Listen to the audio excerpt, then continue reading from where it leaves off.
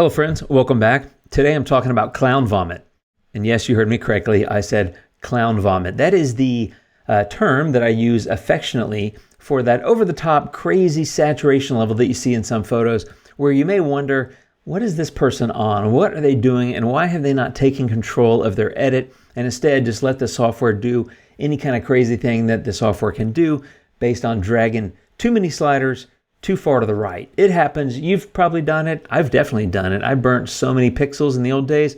It's unbelievable. But the good news is it's easy to avoid going down that path and creating that neon explosion that just looks like something that is a nuclear accident, right? So I'm going to walk through that today in Luminar Neo because there are amazing color tools in Luminar and I love them and I use a lot of them on lots of different images.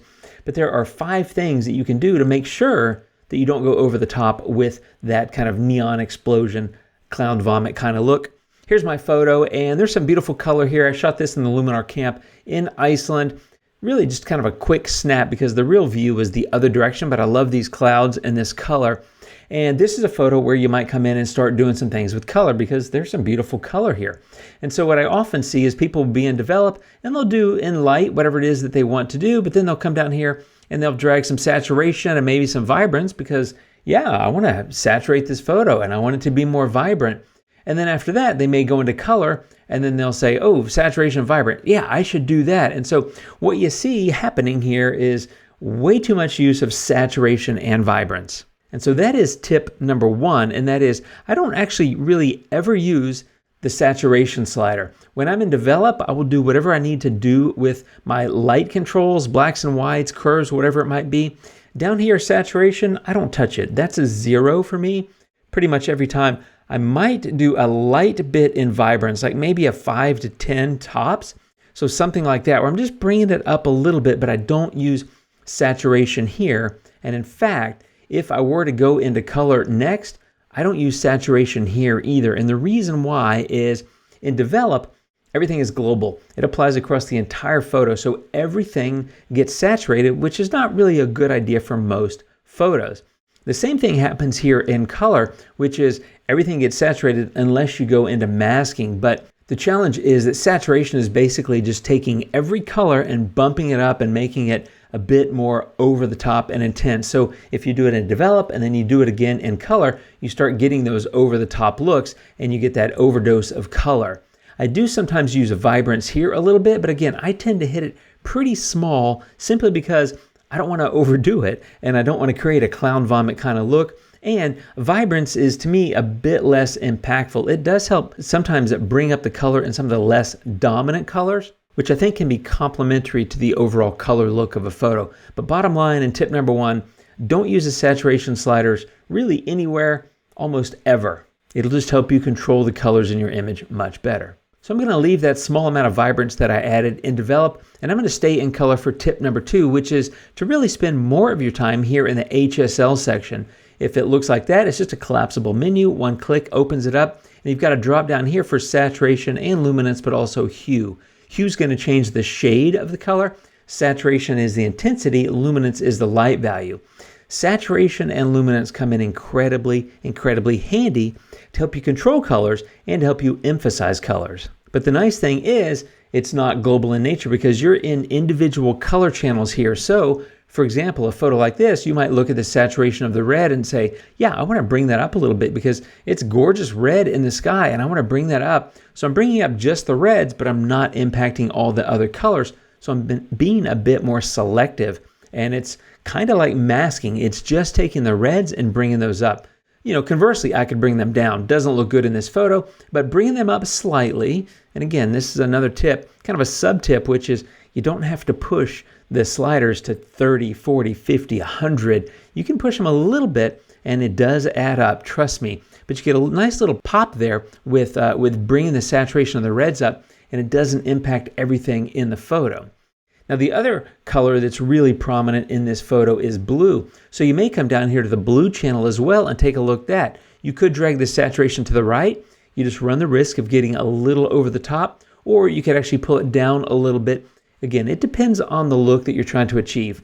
And I want to be clear, there's nothing wrong with saturated and vibrant colors. I love them. I talk about that in all my video is just about.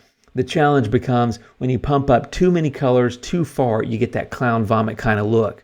And so you have the ability to help control that here in the HSL panel. And so maybe I'll add a little bit of saturation in the blue. But the nice thing is, because this isn't a saturation slider, two things. Number one, it's not saturating every single color, right? It's saturating just the red and just the blue. However, because these are separate color channels, I'm adjusting them individually. So I can do a little bit more with the red and maybe a little bit less with the blue. And so I'm getting some saturation bumps in those colors, but not at the same rate. So it's customized, allows me to control the look of the color. The other nice thing about HSL panel is, for me, one of my favorites really is luminance, and that's the light values. Where here I might come into the red and say, well, I want the red to be a little bit brighter, so I want to bring that up, but maybe I want the blue to be a little bit darker. And so you can pull that down, and that's going to help you create a little bit more color contrast in your image and also separate those colors a little bit. So the reds and the blues can kind of stand out against each other. Like up here, you can see the red really nicely against the blue because I brightened the red, gave it a little bit of saturation, but I darkened the blue so it stands out a little bit more. So before and after, much better control, a lot tamer overall look, and you're not running the risk of creating a clown vomit kind of experience. Now, tip number 3 is really just to pick 1 or 2 primary colors that you want to emphasize in a photo. That's why another reason why I like HSL so much and I don't use the saturation sliders, because saturation will pump up every single color in the image, whereas HSL, as I've already outlined, gives you control over individual color channels. And so for me, you might look at it and say, well, it's really just red and blue, but honestly, there's orange in here and there's some yellow and there's also some magenta. So if I start dragging the oranges, you'll see that I'm getting some real intensity here along those edges. If I drag the yellows, you'll see the same thing kind of along these areas. And if I drag the magenta, you can see that I'm starting to get some really crazy kind of pinkish kind of colors there.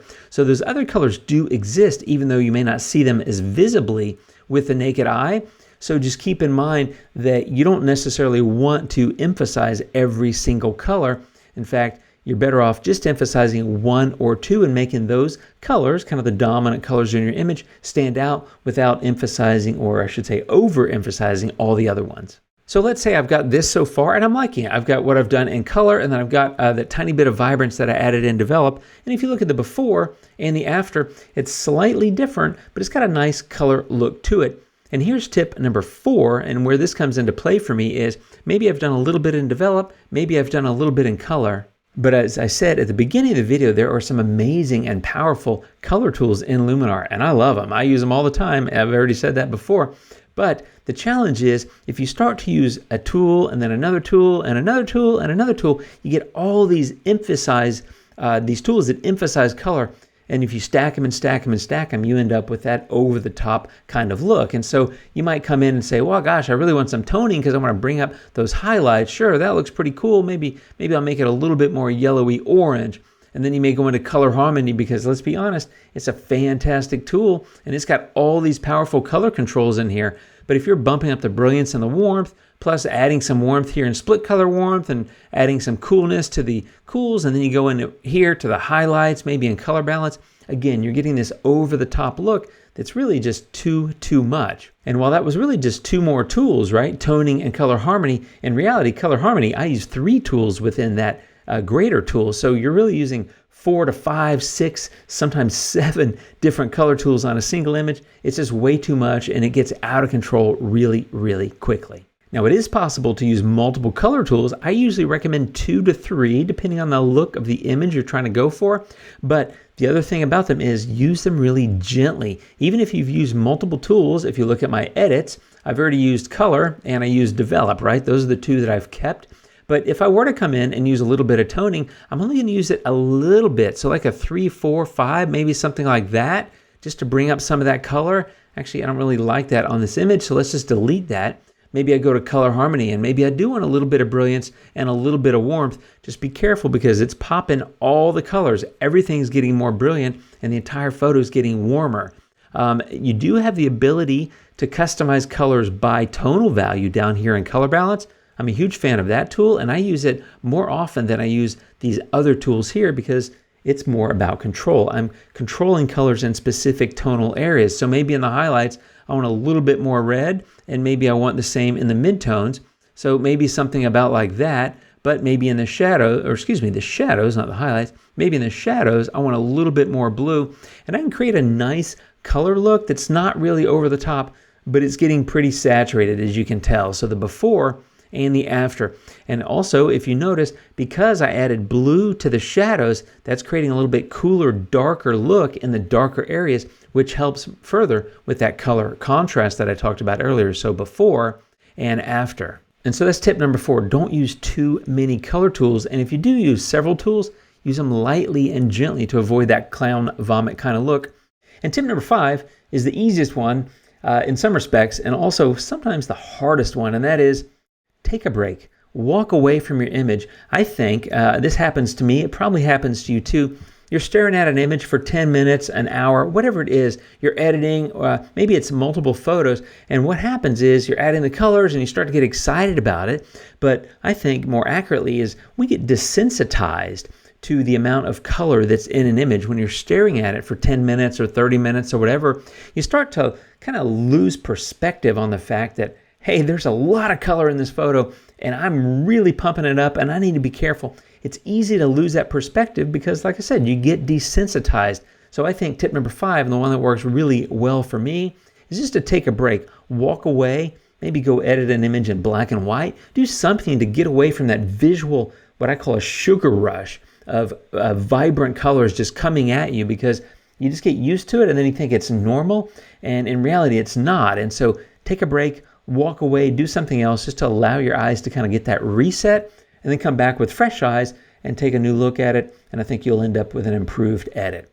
So that's 5 tips for overcoming clown vomit in your editing. Hope it helps, my friends. Thanks for watching and hanging out. I'll be back soon. Let me know other tips that you have in the comments. I'll see you in the next video, and until then, my friends, take care, and of course, adios.